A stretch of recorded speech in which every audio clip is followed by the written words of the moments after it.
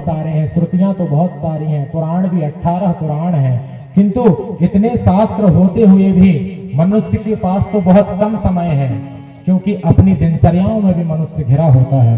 तो कम समय में सभी शास्त्रों का सार कैसे जान पाए, इसका उत्तर हमें दीजिए। ये हमारा दूसरा प्रश्न है। और तीसरा प्रश्न करते हैं कि यदि भगवान समर्थ है सब कुछ करने में, आप ही बता रहे हैं कि ऐसी एक ही भगवान ऐसा है जो सब कुछ करने में समर्थ है, जब सब कुछ करने में समर्थ है तो उसे अवतार लेने की क्या आवश्यकता पड़ी? भगवान ने जो अनेक अवतार लिए हैं वो अवतार भगवान ने क्यों लिए? ये तीसरा प्रश्न है। चौथा प्रश्न करते हैं, मान लीजिए आप भगवान यदि अवतार ले भी लेते हैं, भगवान ने अवतार ले भी लिया है, तो भगवान के कितने अवतार हुए ये आप हमें बताइए। ये चौथा प्रश्न है कि भगवान के कितने अवतार हुए। और पांचवा प्रश्न करते हैं कि अवतार आप बता देंगे, उसके बाद हमें आप ये बताइए कि हम जो जीवन जी रहे हैं इस जीवन का परम लक्ष्य क्या है, क्योंकि मनुष्य नहीं समझ पा रहा है कि हमारा लक्ष्य क्या है। अरे आदमी को ये नहीं पता कि मैं आदमी हूं। आप देखते हैं ना, जब कोई बड़ा आदमी आता है ना, जैसे उदाहरण के लिए कोई मंत्री आए, तो उन मंत्री के साथ जो व्यक्ति आते हैं ना, तो हमारे बाजू वाला कहता है, सुनो भैया, चाहे जहां बैठना हो तो बैठ जान देना, चाहे मना मत करना। कहीं का कि जो मंत्री जी को आदमी आए, अरे मंत्री जी को आदमी आए, वो आदमी भी तो खुद आदमी है, लेकिन वो नहीं समझता ना, भैया हमें बैठा तो कुर्सी खाली करो। कहीं हम मंत्री जी के आदमी आए, अरे ते खुद आदमी है भैया, ते जा तो समझ पहले, मंत्री जी को आदमी तो ते बाद में है, पहले तू खुद आदमी है। पर यही तो विडंबना है ना कि आदमी अपने आप को आदमी नहीं समझ रहा है, आदमी खुद दूसरे का होके बैठा है कि हम उनके आदमी हैं, उनके हो हम मान रहे हैं, किंतु तुम उनसे पहले खुद एक आदमी हो, तो अपने आप को तो समझो।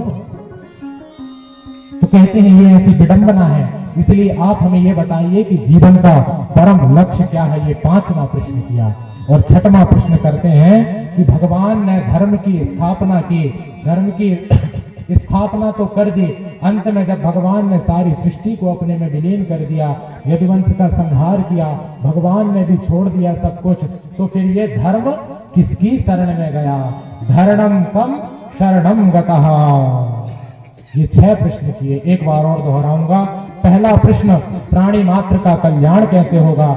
दूसरा प्रश्न, शास्त्र तो बहुत है किंतु इनमें सार किस में है, सार क्या है शास्त्रों का? तीसरा प्रश्न कि भगवान जब सब कुछ करने में समर्थ हैं तो अवतार क्यों धारण किए? चौथा प्रश्न, यदि अवतार लिए तो कितने अवतार लिए? पांचवा प्रश्न, जीवन का परम लक्ष्य क्या है? और छठवां प्रश्न कि धर्म किसकी शरण में गया? ये 6 प्रश्न। अब सूत जी महाराज कहते हैं कि इन 6 प्रश्नों को सुनकर मेरे मन में बड़ी प्रसन्नता हो रही है। बड़ी आनेशते प्रश्न, बड़े सुंदर प्रश्न किए हैं सौनक जी आपने सभी के कल्याण के लिए।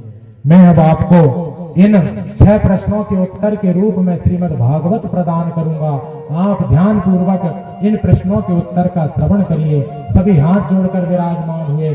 सूत जी महाराज को स्मरण हुआ कि हमने मंगलाचरण तो कर दिया, किंतु हमारी परंपरा कहती है कि मंगलाचरण करने के बाद हमें अपने गुरु भगवान का स्मरण करना चाहिए। अभी तक हमने गुरु भगवान का स्मरण नहीं किया है, तो शौनक आदि 88,000 ऋषियों से कहते हैं कि आप भी हाथ जोड़कर विराजमान रहिए। हम अपने गुरु महाराज का स्मरण करेंगे। अपने गुरु महाराज की प्रार्थना करने के बाद हम आपके प्रश्नों का उत्तर प्रदान करेंगे।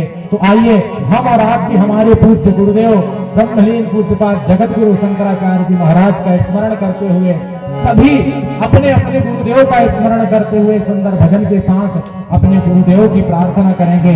वहां सूत जी महाराज शौनक आदि ऋषियों को सुनाने से पहले गुरुदेव का स्मरण कर रहे हैं। हम भी बड़े भाव से गुरुदेव की प्रार्थना करेंगे, गुरुदेव को नमस्कार करेंगे। क्या रक्षा करो गुरुदेव हमारी, रक्षा करो।